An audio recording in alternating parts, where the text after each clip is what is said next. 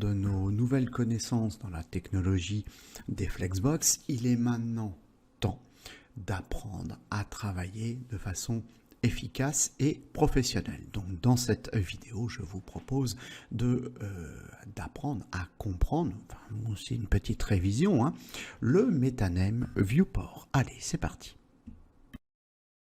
Donc avant de se lancer tête baissée dans un premier exercice pour bien mettre un petit peu en pratique tout ce qu'on a appris, je voudrais faire un petit récapitulatif, puisqu'en fait, pourquoi est-ce que vous êtes ici? Pourquoi est-ce que vous passez par la plateforme d'Alform pour vous former? Pourquoi vous le faites? Parce que vous souhaitez apprendre à travailler efficacement, apprendre à être guidé par des professionnels. Donc, je me dois, comme j'ai fait pour la présentation que j'ai faite sur CSS Grid, eh bien, je me dois de vous guider dans la façon de travailler. Je ne vous lâche pas comme ça avec des connaissances et puis débrouillez-vous avec. Non, il faut se structurer. Donc ici, on va revoir un petit peu ce que l'on avait vu dans Grid. C'est-à-dire que j'avais pris un petit chapitre pour vous expliquer à structurer votre travail. Ici, on va reprendre un petit peu ces éléments. Alors pourquoi je le fais? Parce que le module qui va suivre sera l'application de Grid et de Flexbox ensemble. Donc il va falloir qu'on arrive à trouver une astuce pour imbriquer un peu ces deux technologies. Bon, alors pour l'instant, nous, on se concentre sur les Flexbox. Alors ça ne change rien à ce que je vous ai dit dans la formation sur CSS Grid, d'accord? À savoir, quand je pars de la page blanche, que j'ai quelque chose à faire, donc il va falloir que je crée un site web, que c'est pour un client, pour moi, peu importe. Je crée quelque chose, je crée une page web. Donc la bonne question à se poser, c'est est-ce qu'il est mobile first, est-ce qu'il est desktop first? Bon. Une fois que ça a été défini, bon, on fait la maquette, etc. Alors soit on l'a fait, soit on nous l'a fourni, bon, peu importe. Moi, pour l'instant, ce qui m'intéresse, ce sont les Flexbox. Les Flexbox, qu'est-ce que je vous ai dit dans la formation? Je vous ai dit, en fait, ça va nous permettre de pouvoir rendre des boîtes flexibles. C'est la traduction de Flexbox, hein, boîte flexible. Bon. Donc, du coup, ça veut dire quoi? Ça veut dire qu'elles vont être adaptatives par rapport à l'écran. Alors, ça veut dire quoi? Là, vous voyez, là ici, j'ai un petit exemple, hein, qu'il soit mobile ou desktop first, ça revient exactement au même. Hein. On a une mise en page, on en a une autre pour les... Ça serait pour les desktops, hein, et puis ça serait pour les mobiles, voilà, les mobiles ou les tablettes, peu importe. Bon. On voit que, bien, en fait, on a une différence entre les deux. Justement, ce côté Flexbox, ce côté boîte flexible, là, il prend son sens. Vous voyez que là, ici, j'ai des sections qui sont l'une à côté de l'autre. Pourquoi? Parce que j'ai largement la place en largeur. Par contre, là, ici, il arrive un moment, j'ai plus la place en largeur. Je dois définir un point de rupture, un breakpoint. Ça, on en a parlé dans toute la formation, hein, quand on a commencé le HTML et le CSS, puis on en a reparlé dans Grid. Bon, donc là, les points de rupture, vous savez ce que c'est. Vous savez qu'on est obligé d'utiliser les media queries pour mettre tout ça en place. Là, normalement, vous êtes formé, vous êtes opérationnel pour ça. Vous savez de quoi on parle. Bon, alors, c'est pas le tout. C'est pas le tout. Parce que ici, quand on part de sa structure, alors regardez, là j'ai un fichier index.html, il n'y a rien dedans. Donc moi, si je veux me structurer, je veux mettre en place ma mise en page HTML de base d'un document HTML5.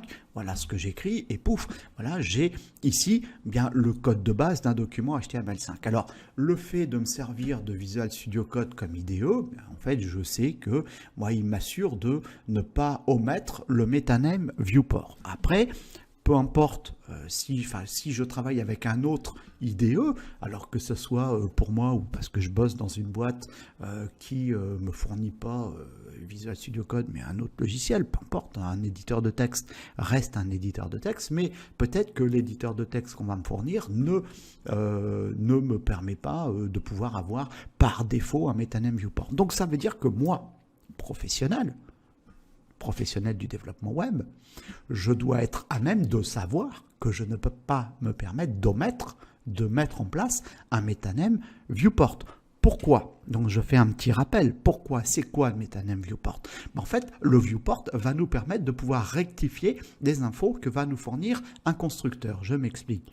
Si je ne mets pas le Metaname Viewport, que je mets en place mes Flexbox, je fais mes petits tests tranquilles, je dis bah voilà, je mets un point de rupture, je diminue la fenêtre de mon navigateur, je dis ah bah oui tiens c'est bon, ça fait la mise en page que je voulais, au départ c'était horizontal, maintenant c'est vertical, bon c'est nickel et tout, d'accord, ça me va. Oui, mais le problème c'est que quand je fais ce test là, je le fais par rapport à des pixels d'écran d'ordinateur, c'est ceux qui ont été définis, un pixel égale un pixel, bon. Voilà, il n'y a rien d'extraordinaire. Oui, mais quand je suis sur un smartphone, un pixel n'est pas égal à un pixel. Pas tout à fait. C'est-à-dire que mon pixel n'est pas égal au pixel du constructeur du smartphone. Pourquoi? Parce que le constructeur du smartphone, en fait, les smartphones, il y a tous les prix. Enfin, je dis les smartphones, on s'entend pour le téléphone portable. Bon, il y a tous les prix. Il y en a qui valent pas cher, il y en a plus ça va, puis ça peut coûter une petite fortune. Mais pourquoi? En fait, c'est une question de résolution. Plus la résolution est importante, meilleur sera le confort visuel de l'utilisateur. Mais c'est quoi en fait, c'est quoi? C'est le nombre de pixels. D'accord? Plus le constructeur va mettre de pixels, meilleure sera la résolution. C'est ça la résolution. Mais alors du coup, le gars, il va dire, bah tiens, le constructeur, il dit, bah moi, mon smartphone, il fait 1500 pixels de résolution. D'accord? Si moi je ne mets pas le Metaname Viewport, eh bien quand je vais dire, je sais pas, je vais faire une boîte, comme là je vous ai montré, pouf, je vais dire par exemple cette boîte-là elle fait 500 px, voilà, parce que ça m'arrange qu'elle fasse 500 px, je fais ce que je veux, d'accord. Le problème, c'est que si je ne mets pas le Metaname Viewport, elle va faire 500 px dans un truc qui fait 1500 pixels.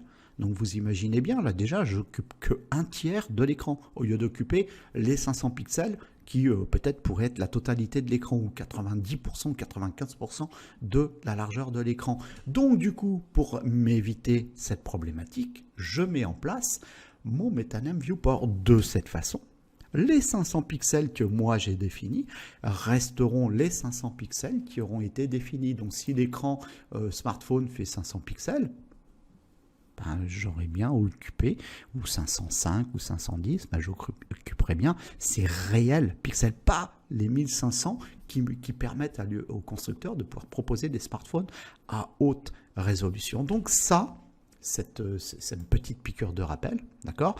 Mais ce qui vous permet maintenant de continuer d'être à l'aise pour réaliser des pages web, de bien comprendre les tenants, les aboutissants, parce que de comprendre la technologie Flexbox, il n'y a pas de souci, mais si on nommait ça, alors je fais juste une petite parenthèse, après je ne vais pas dénigrer, il n'y a pas de problème, mais je le dis.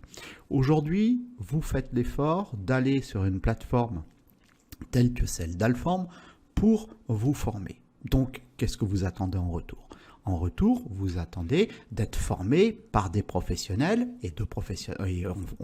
On parle de professionnel à professionnel. Ce qui veut dire que quelque part, quand vous m'écoutez, moi ou un autre formateur de la plateforme Alform, ça veut dire que vous avez confiance dans la parole donnée. On est obligé de vous donner la bonne chose. Bon, si vous faites la même chose, vous allez sur YouTube, vous regardez. Je dénigre pas, mais j'ai déjà vu des gens qui vont apprendre les Flexbox à d'autres personnes, mais ces gens-là ne sont pas formés. Et j'en ai déjà vu, ils vont vous apprendre à utiliser des Flexbox avec plus ou moins de dextérité dans la forme, d'accord? Et puis quoi? Ça, le Metaname Viewport, leur IDE le met pas en place, et pouf, il n'y est pas. Et ils vous montrent des trucs, vous regardez, hop, ça s'adapte bien, c'est génial et tout. Ouais. Et vous allez faire ça, d'accord? Et vous allez faire le boulot, vous allez dire, ouais, super, j'ai suivi un truc, j'ai vu, génial, je vais faire mon petit truc, tiens, j'ai un client, je vais y faire ça, il va être content, tout. Moi, je fais mon montage sur mon écran d'ordinateur, c'est génial et tout ça. Bon, ça marche bien, tout, nickel, parfait, ok. Ah ouais, je fais le truc. Et puis, j'envoie la facture au client paye, tout va bien. Et puis, 2 semaines après, le client, il appelle, et puis il dit, mais c'est quoi ce bazar? Je comprends pas. Alors, j'ai des gens qui me disent, je vais avec mon smartphone sur le site, et puis c'est n'importe quoi, on voit rien et tout. Oui. Et puis, il va vous dire ça, puis vous allez dire, mais qu'est-ce qui se passe? Je comprends rien. Je sais pas. Ouais, parce qu'il n'y a pas le Metaname Viewport. Ah ouais, et puis ça, je le sais pas, parce qu'on me l'a jamais expliqué. Tac. Ah oui, et puis, c'est un petit peu dommage. dommage pour moi, hein. Donc, une petite piqûre de rappel sur le Metaname Viewport, une petite piqûre de rappel pour vous dire, ben voilà, il faut se structurer quand on fait un site web, il faut comprendre les tenants et les aboutissants, voilà. Donc là, on va s'arrêter là, et normalement, vous n'oublierez pas ce Metaname Viewport et vous savez parfaitement à quoi il sert. Allez, on s'arrête là, je vous remercie pour votre attention.